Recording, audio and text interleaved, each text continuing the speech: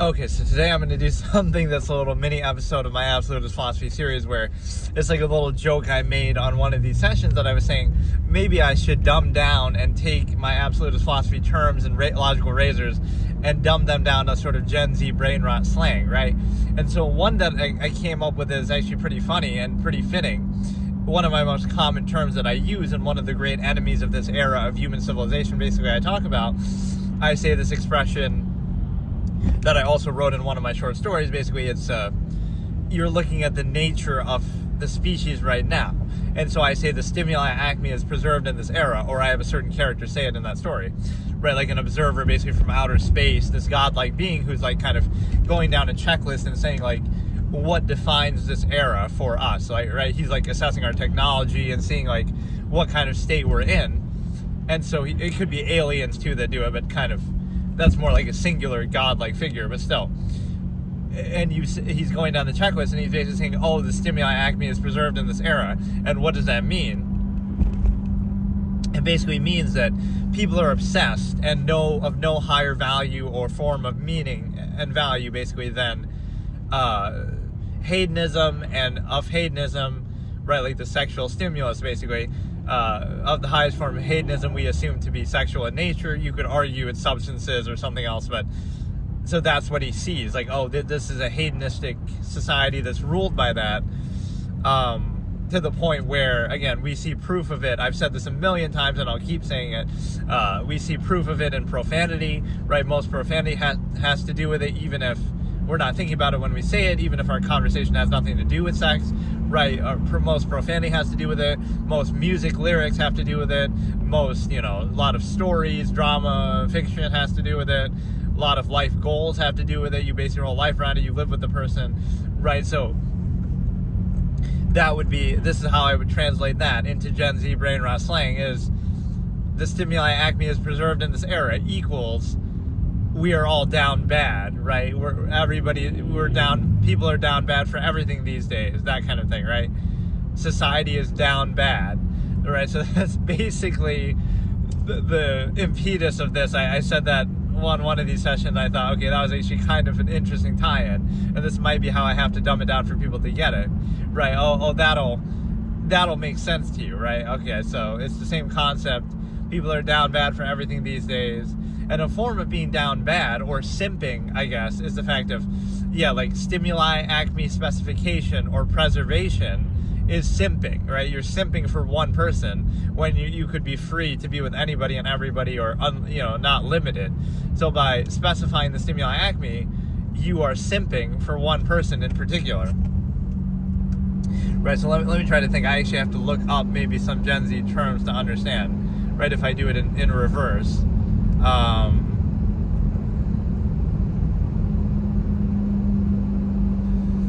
Some of it might not even be Gen Z, like it could be more recent than that. I forget what all these things even mean, the timetables. Right, but all this brain rot slang and stupid stuff. Like one term that I was gonna think of is, I always say this concept, right? That whether through error or ulterior motive, something that's bad is still bad. So that applies to like government or things like that, where people say, oh, it's a conspiracy, or something like that. It doesn't matter whether it's a conspiracy or not, right? If something bad happens, like, okay, 9/11 happened, right? The people say, oh, the Condoleezza Rice memo and the U.S. wanted it to happen. It was an inside job. That's not even necessary to say, but you can say it's the government's job to protect us from exact things like that, and they failed to do it. But instead of blaming them for it, we kind of give them credit, and Bush's approval ratings were high after that. We kind of rally around him, and you let him use it as a pretense for being a war criminal and doing the Iraq War. So the point is that it's not an actual valid basis, and the reason why is because whether, again, there was some conspiracy and they wanted it to happen, or whether it just honestly happened and they failed to stop it, either way it's bad, and either way they should be held accountable and kicked out of office, etc. So that's the point. people get caught up too much on that. Like the same thing with the Biden administration with the border. Like, oh, are they trying to let all these illegal immigrants in to try to get them to vote for them and whatever, right? Is it a conspiracy like that?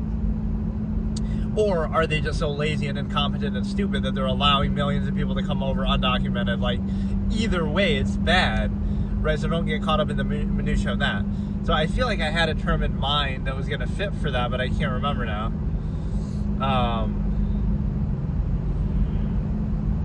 I don't know, actually.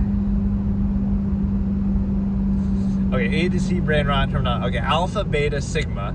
So maybe I could make a parallel here. So I guess sigma is supposed to be the highest of all. Sigma is the dominant man outside the alpha beta hierarchy. So an absolutist themselves could be really sigma, or if you're saying it's outside of that, then that could even be a minimalist. So if you're alpha, you're an absolutist. Like this actually kind of could make sense, right? You're alpha as opposed to beta. Beta would be you're like a mindless sheep who just goes along with whatever, right? And does everything at half-mast. So a half-mast human function is beta, where you oh god, a half-mast human function is beta, where you say this is so stupid. Right, where you're kind of going along with things, you pretend to value them, and you let the supposed value and pretense of them be used as a basis to inhibit you and hold you back, but you don't practice it fully. So if you were really alpha, like an absolutist, you would do it fully and hold it accountable and do it all the way. Or if you were sigma, I guess, I don't know if this could really be used this way, you might be a minimalist. Like, it's kind of like the pro, non, anti thing that I talk about, right? Either way, whether you're sigma or alpha, you wouldn't go along with this half-mast state of like pretending something's absolute, but then living in a way, an observable practice that isn't absolute. Like, hey, how's it going? You know, it's kind of hard to explain, but your life is kind of used that way. Like whenever something is posed, oh, it's because of God, or it's because of some gratifying standard, right? Like, oh, we have society and we have laws and rules for such and such reason. But then if you truly value them, then you do it all the way. You would do it without inhibition, you would do it fully.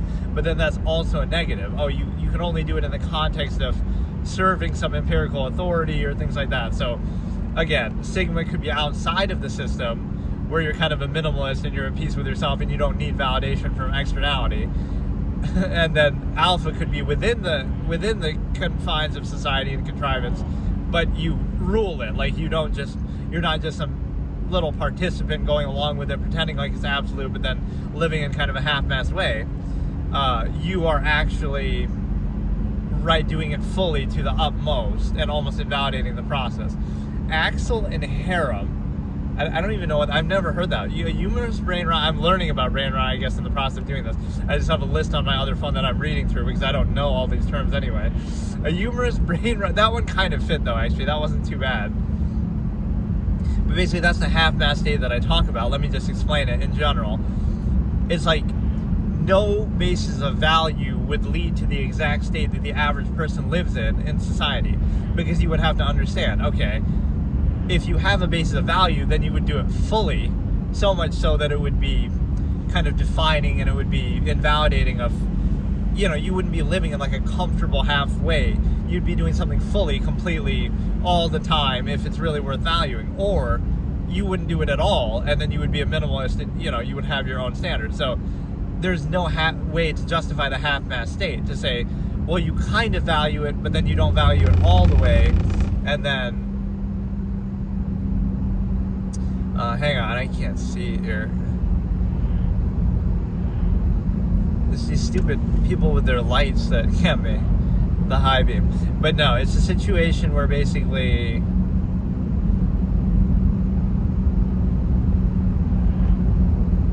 you can't see the lines right now.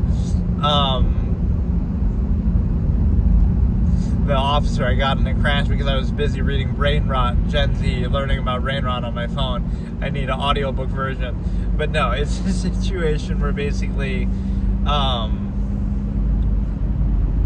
the half-mast state would be, again, either you do it fully, in which case you invalidate the process and you kind of, push it to the limit, you're doing it all the time, so there's no half-mass gratification, social contrivance, ego appeal as a placeholder, stuff like that.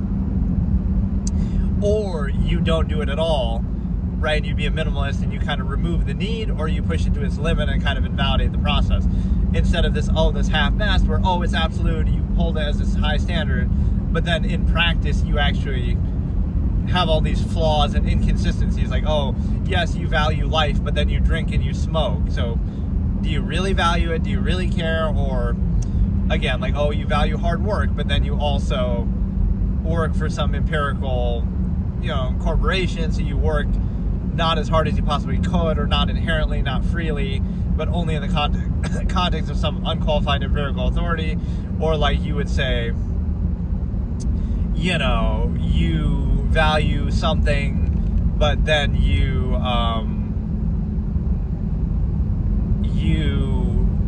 engage in favoritism, escapism, distractions. So it kind of shows you an imbalance and inconsistency, that it's not that simple.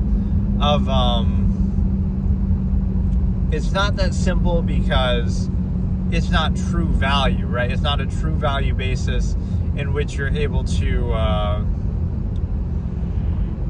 fully value something all the way. And that inconsistency kills the credibility too, because then you can't assume the intent of others or tell others what to do. You're like, the basis of why we're inhibiting people and have rules and have authority and are telling other people what to do is because of blank, right? Because, God says this, or because some moral basis, or whatever it is. But then any inconsistency with that would discredit it. It was kind of like the glasses pointing finger emoji, like, you're being a stickler, this or that. But you better be that, because if you're inhibiting people from their inherent state, right, you better have a good reason, and you better be consistent, because if you're not consistent, then it's not absolute, it's not worth doing, it's arbitrary, it's interchangeable, it's variable. And so you understand that, right, that's why that consistency is kind of disqualifying, because you can't say, we're going to inhibit everybody's life and everything everyone does all the time on the basis of some supposed absolute or standard that we have, and then we ignore the standard and we say, we're going to selectively apply it and kind of, don't take it too seriously. But you better take it seriously, and if you're not going to take it seriously, then don't inhibit me, right? Don't tell other people what to do or stop them from doing anything, right, that they're inherently capable of doing. Blood is a term for this friend, like buddy or bro. So I guess I could fit this into, like, amalgam theory is my concept of the human family, that we're all bloods with one another.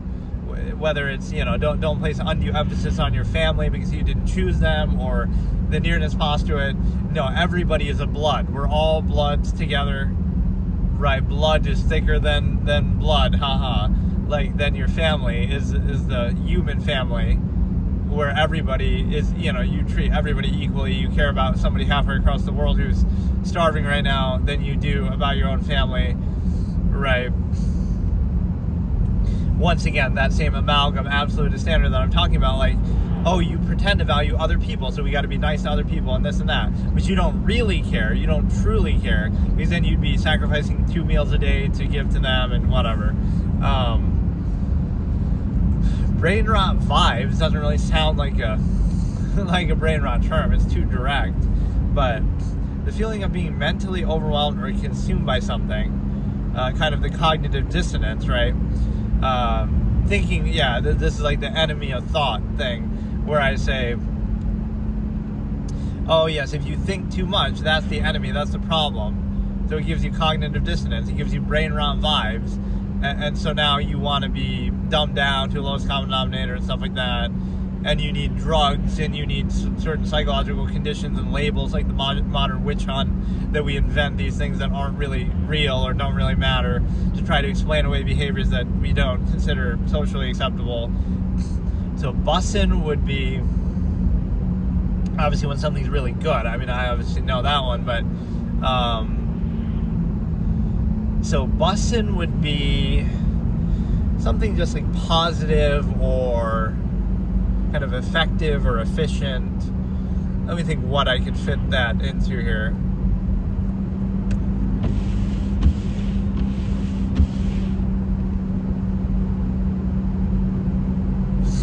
I don't know, like there's something very positive, something very good.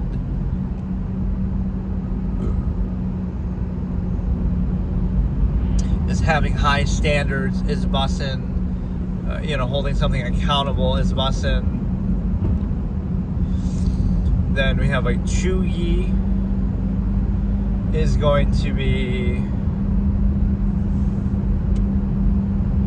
I actually have heard this one, but I forget what exactly it means.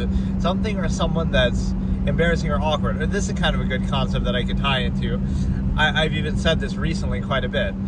That like, okay, what does it mean to be cringe, or what does it mean to be, like, for example, humor is nothing more than cognitive dissonance, right? Something that you're uncomfortable with, some truth of reality that you can't face because you're in this indoctrinated half-mad state. And so what that means here is like, cringe is nothing more than self-awareness. Somebody could do the same exact thing, right? And it's, in one case it's cringe, in one case it's normal, it's fine. So it comes down to the appearance, the pretense, the performative aspects, like, how somebody says it. So the greater degree of self-awareness that they exhibit, the more cringe it is. So it's not a criticism of the nature of the process, right? The process could be exactly the same, but somebody says something, right? Two people say the same exact thing, but based on who's saying it or how they say it, that could make it cringe. Again, based on whether they overcompensate for it enough or don't, have performative aspects, whether it's somebody rich doing it, famous doing it, that makes it okay, versus some random person, or you're letting the preconceived basis be a problem there. And then like your friend, hey, how's it going? So basically, right, self-awareness is cringe. So like, even if somebody's slow or something, or very deliberate with what they do, you might say, that makes them stupid or something. But it's a situation where it could be deliberate, or it could be like you're not placing undue emphasis on it, you're just kind of letting reality speak for itself. But then that's the false negative of non or neutrality is somehow a bad thing, even though it's the same process. One is simply drawing attention to it and making you aware of it. The other one is kind of overcompensating for it and distracting from it. And so again, it's kind of a sad commentary, because you're not holding accountable the nature of the process. You're saying that process would be cringe, the same exact thing that you're doing, but what makes it cringe or not cringe is the fact that how you present it, right? So if I'm kind of like that, where I have very neutral performative aspects, I try not to be, I don't like placing undue emphasis, because it's kind of, if you have a problem with the nature of the process, then face it, otherwise don't do it at all. But instead, you do it, but now it's a contest of contrivance, where like, who can overcompensate for this flawed process best. But if you saw it for what it is, you would acknowledge it's a flawed process, or you would have issue with it. But it's kind of like shooting the messenger. So it's your fault for not overcompensating for it, not its fault for being flawed, right, of what you're simply displaying. So again, like the cringe, if you do everything like slowly or deliberately, it's like, it's your fault for not overcompensating for hiding the nature of the process, not the fact that the process itself is flawed or you have an issue with it. You're just kind of revealing what it is. Dog or schmlog? Someone you'd hang out with, similar words to dude and buddy. This could be like a platonic thing, like, everybody's a dog. I don't know. Not really. Some of these I haven't heard. Delulu would be delusional, obviously. Used to describe someone who behaves strangely or irrationally. And again, we would have to define those terms, like what makes something strange or, irrational. It could be irrational to live exactly the way you are now, but it's just controlled by, again, things that you didn't choose, you're indoctrinated in youth.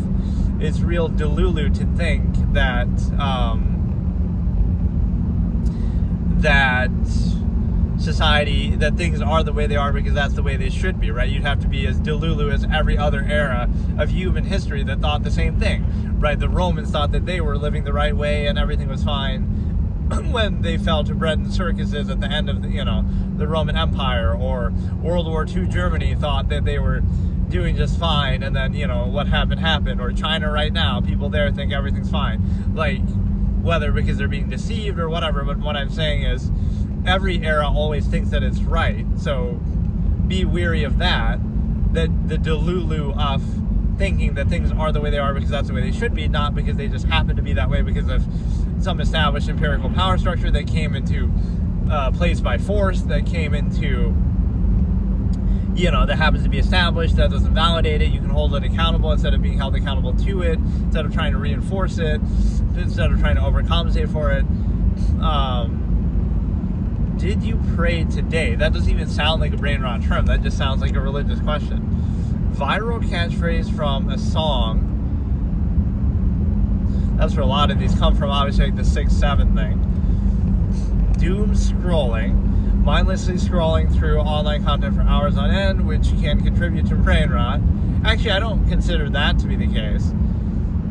I never really, consider this really a brain rot term, but doom scrolling would be kind of like, if you're watching my Absolute Philosophy videos, that could be a form of doom scrolling because you're being objective about reality and realizing the artificial nature of contrivance. So I guess for this one, you could say you could doom scroll to the realization and the epiphany that contrivance is that which is only real by acknowledgement, only necessary by overextension, which means that,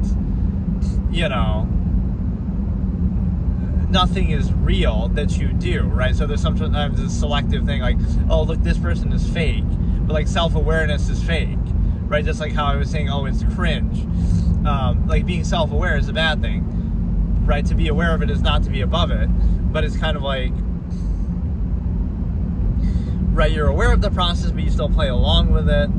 You have that cognitive dissonance. You have, again, when it comes to, this one, again, contrivance is only real by acknowledgement, only necessary by overextension, which means you wouldn't have to do it at all. All the artificial things you do and take for granted as absolute or place undue value and emphasis on, you wouldn't have to do them if there weren't so many people. If the world was a village of 100, every man is a king, as I say, would be a king. Or the flip side is the fact that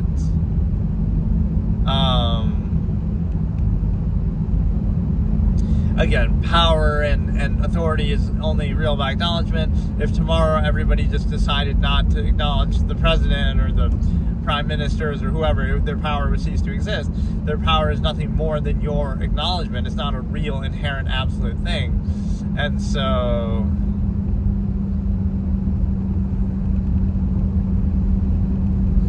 that definitely is something to be aware of. So you could kind of doom scroll to that revelation that, like, it's not real, but you put up with it anyway, or you pretend that it is, or what I say more broadly is, it's not even about whether it could be useful or have a functional basis, but it's unsound to specify universally, like exclusive to everything else. You would say, okay, maybe you could rationalize somewhat the state that you're in or different authority, but how could you rationalize it over everything else, even by the same standard and pretense? Like, oh, we could do the same thing that we're doing, but just better. So you would never be at peace with it, really.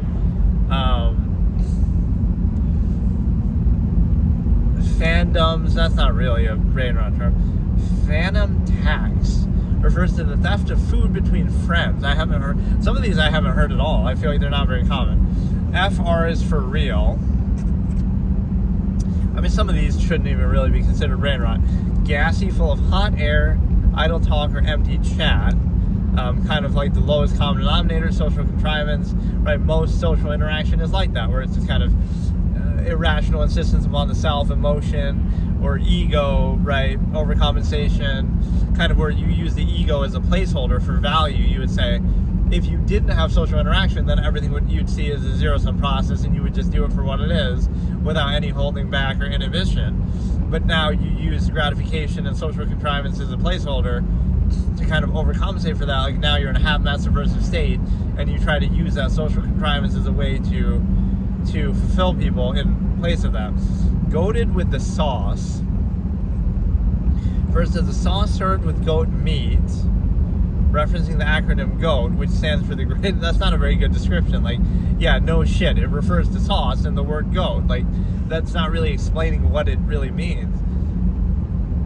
It's just a glazing term, right? Glaze. Undue emphasis is glaze, right? All emphasis is undue emphasis. So all praise is glaze. Oh, that's kind of, oh shit, I just came up with the term. All praise is glaze. That's good, because it rhymes. All praise is glaze. It's kind of similar to oh shit, that deserves to be a brain rot thing in itself. So any amount of praise that you give, all of it is glazed, because it's like all emphasis is undue emphasis. The fact that you have to place that emphasis shows you it's not inherent, otherwise it would speak for itself. It would be self-evident, right? So, yeah, this actually turned out a little bit more interesting than I thought it would be. Goblin mode is kind of like, you're a human function. You're a,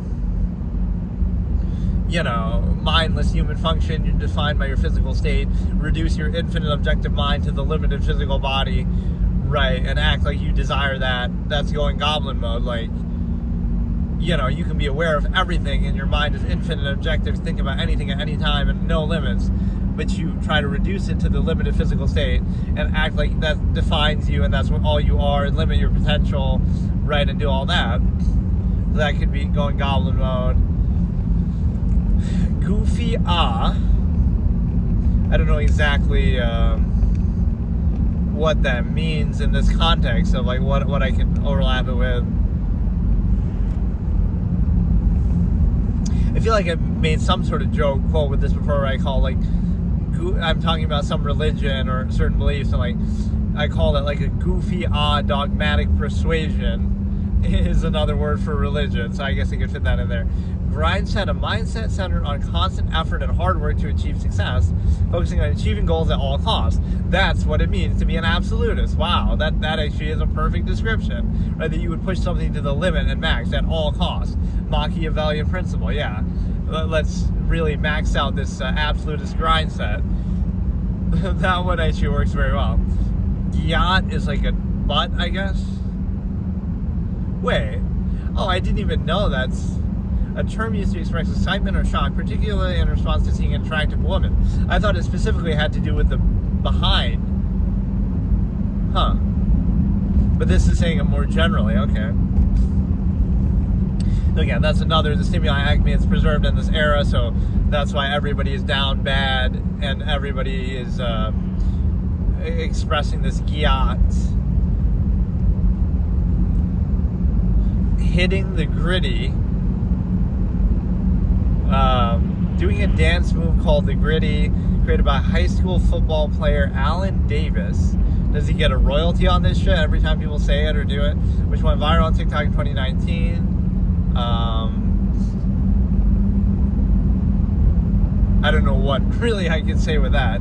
Looks maxing, a trend that encourages young men to enhance their appearance in various ways, from skincare to basic hygiene to more extreme measures. This could be like my superficiality protest, where I talk about how those things don't matter, those things aren't you, whether it's male or female. It's emphasized more for women. Or this could even go into like my what do I call it exactly? Like false duality, where I say, like the trans thing, like, oh, anybody can do that, or that has nothing to do with it, right? What about high heels has to do with being a woman, that you'd be allowed to wear it then, but you can't wear it if you're a man, right? It's the fact that on average women are shorter than men, but that doesn't apply to all of them. So if you're a short man, you can wear them. If you're a tall woman, you shouldn't wear them. Like, so if it's based on height, it's not really based on gender, so there's no basis to it, right? It's not an absolute thing. And then the other part of it is the fact that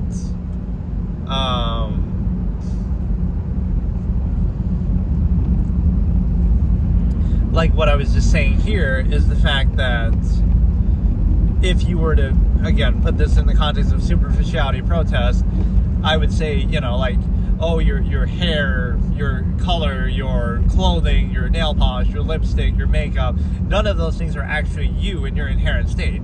So inherent man, or the inherent form of your being, right? Anybody can wear clothing. Anybody can, those are covering up what you are, who you are, not actually reflecting who you are. Tattoos, piercings, etc.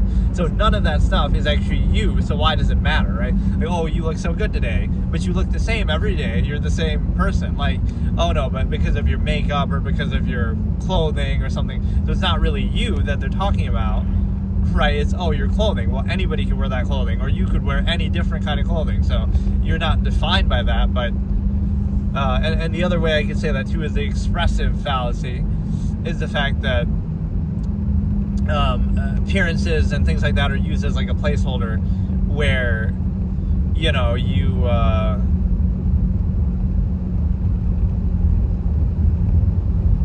is used as a placeholder of value. Like, you would normally have the desire to express yourself or take action in a meaningful, impactful way, but you don't do that because why?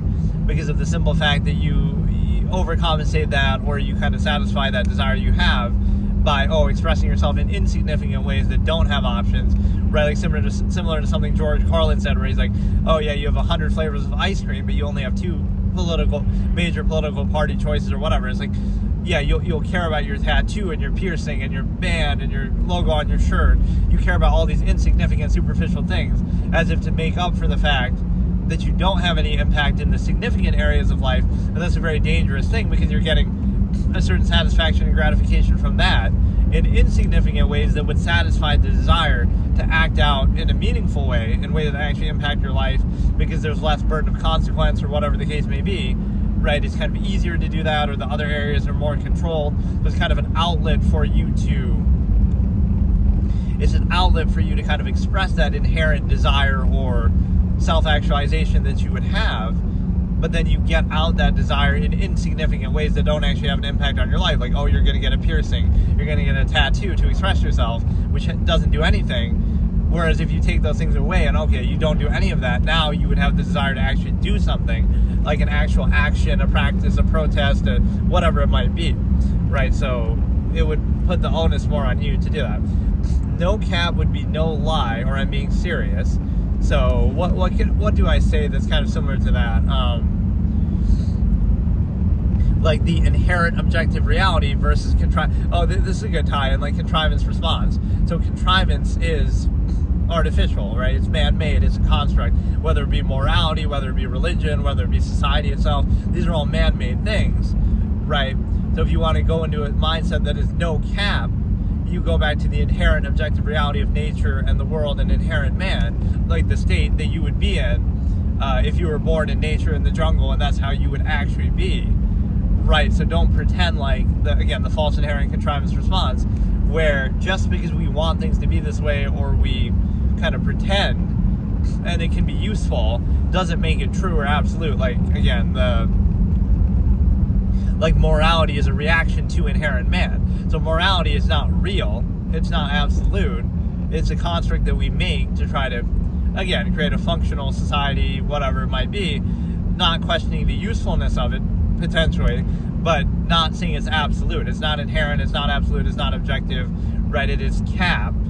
And so if you want to look at the world in a no-cap way, look at it from the perspective of, again, the inherent objective reality, again, with no indoctrination, no contrivance response to the inherent reality, being treated as the inherent reality, right? And then not the mosquito, again. Some of these don't feel like real terms. Like, I've never heard that before in my life,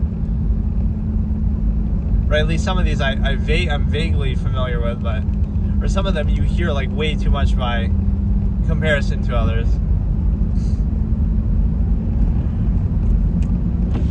So this, a term used in memes to express irritation and like the very concept of what I'm doing here might seem dumb, and it is dumb, but it shows you like the form, right? The lowest common denominator form focus is like people care about the way something is expressed. It's like absolutist speech, right? Maybe some of these brain rot terms are actually more efficient and they'll convey a point better than saying it in long form, right? So where I have like that whole short form language that I invented, where it's just like you take words and you shorten them and you make it like hyper efficient, so you don't care about the form or the appearance of it, you care about the effectiveness or the, so it's like the inability to achieve a false absolute, that's not absolute. And then you have, the fact that you need appearances and stuff like that. Mewing is kind of just complaining or pulling a strange facial expression for comedic effect. I thought it was more like just to show you're dissatisfied with something. Stop mewing at me, like,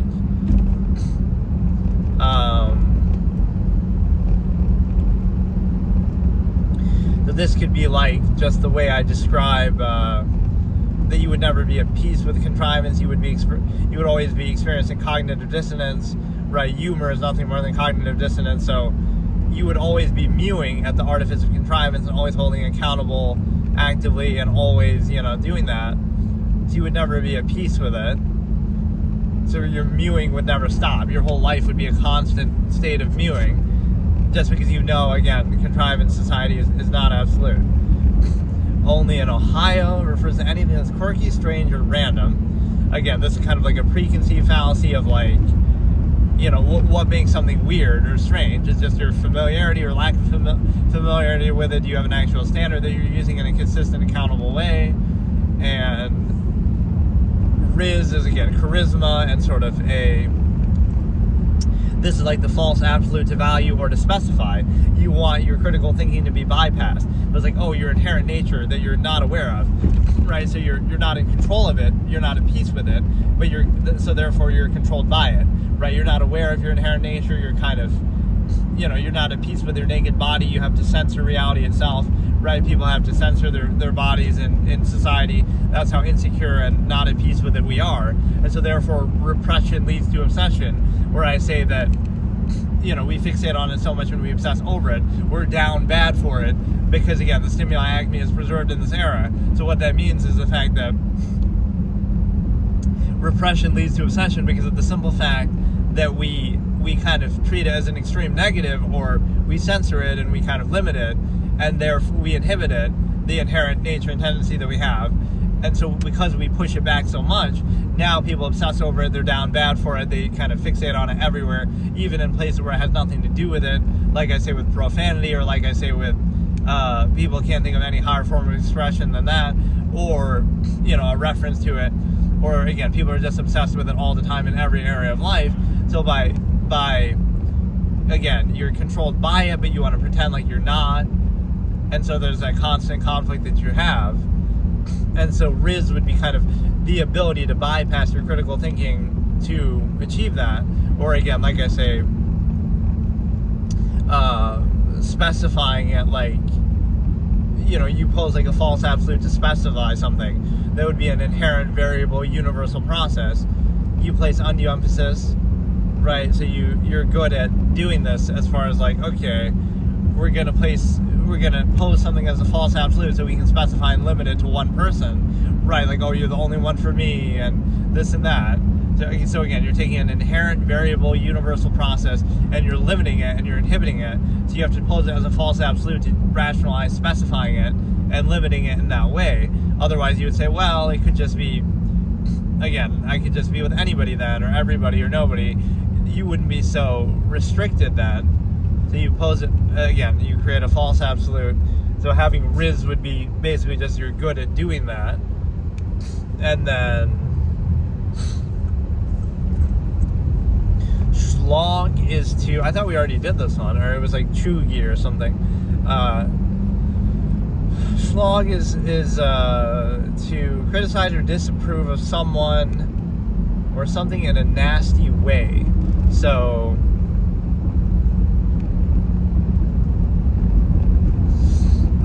I really slogged people for being half-mast hedonists, or I really slogged the half-mast human function for not critically thinking, and you should really slog a contrivance state because rather than you being held accountable to it and letting it slog you, you should slog it, which basically just means you're accountable to contrivance, not that it's accountable to you. So like there can never be a flawed process, right? It's your fault for not overcompensating for the flawed process, not that the process can ever be questioned or flawed. So it turns into like an ego gratification thing where people will slog each other and say, oh, look how I tolerate this irrational contrivance state better than you do, and how I'm so gratified by it and rewarded by it.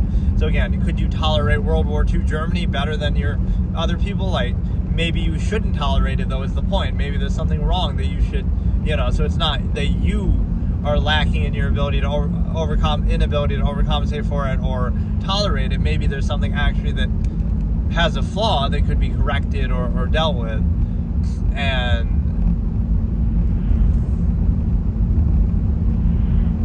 again, simp we already kind of did. People are kind of simping for again, the nearness postulate, and they're kind of down bad. Something that slaps is just a positive thing. Skibbity really doesn't have a meaning to it. I mean, it's just kind of a word that sounds kind of silly. spiraling, a rapid. See, that one doesn't sound like a brain rot term at all. That's just like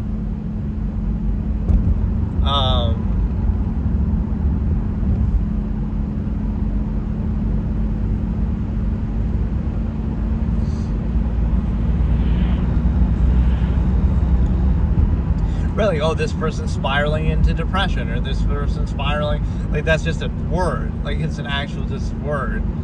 But I don't know why it's so dark and hard to see today.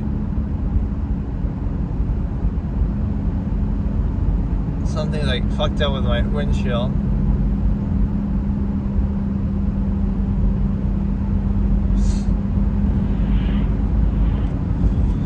Okay, let's do a few more. Stand, to be a fan of something or someone, comes from a song by Eminem. Oh, I didn't even know that. But be like a stan where you don't be anybody's stan, just be, again, a stan of human beings altogether. Again, through amalgam theory. Sussy or sus. Short for suspicious, used in the video game Among Us, also used to imply, I guess, something sexual as well. But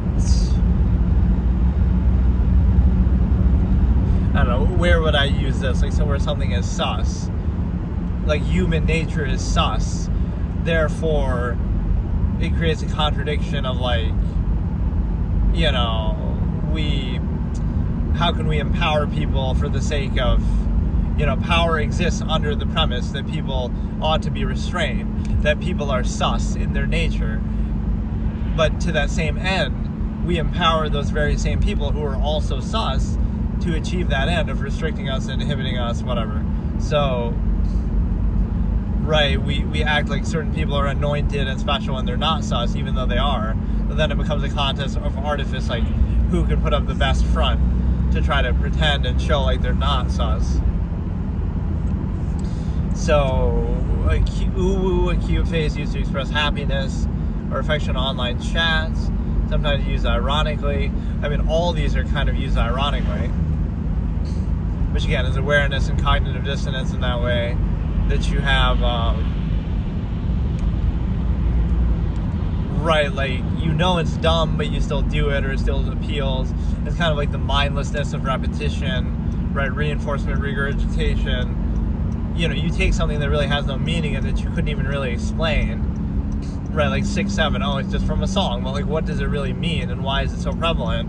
It's just like an exposure, repetition, reinforcement kind of thing. Oh, hey, sorry, I probably missed that message if it was before. Yeah, I remember you. You've been in here before. How's it going? Sorry, I was getting so distracted by that, by these brain rot things. Vibe check. Assess the mood of an individual, group, or situation. Yeah, that's what all this is. Like, let's be objective and observational and do a vibe check of modern human contrivance and realize it's not absolute. It's just as arbitrary as any other era. And it's based in the machination process. Like, the net sum of technology in the era defines the state of life. So that's always, you can do a vibe check by just looking at technology. That defines the state of human beings in an era. Right, like when people try to act like they're morally superior than people of the past. But, like, it's easy to say that when you have technology to lean on. Yas would be often associated with LGBT. I didn't know that. Yeet is just to throw stuff around or whatever. Zesty is kind of, again, sus, or they actually kind of censor this a little bit. It means something different, but they don't say it here to mean that.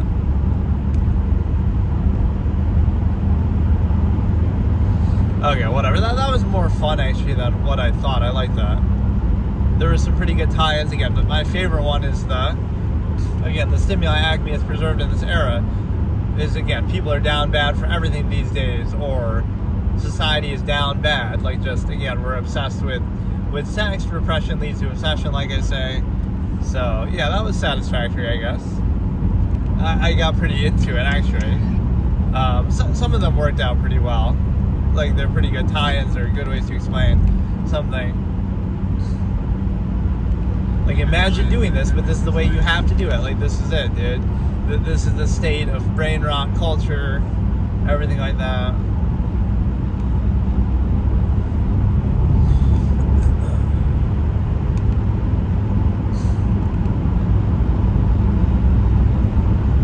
So now we got to keep up our grind set, our absolutist grind set of doing these sessions and, you know, whatever.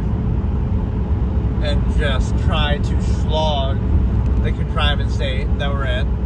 But no, like, looking at some concept here, let's look a little bigger picture, is like, when you personalize things, right, the infinite objective mind and ideas, like, are, you know, when you personalize them, you kind of limit them, and you kind of, you know, it doesn't do a service to it, right, it doesn't matter, like,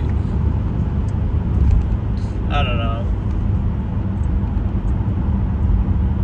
Because anybody can think anything at any time, even opposite, contrary things back to back. So it's kind of hard when you want to label something, you want to, you know, oversimplify, but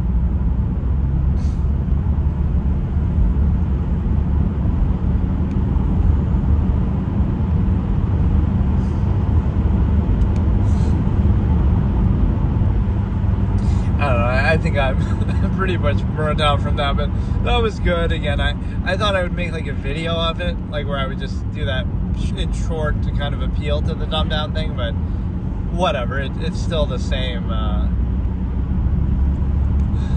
discussion.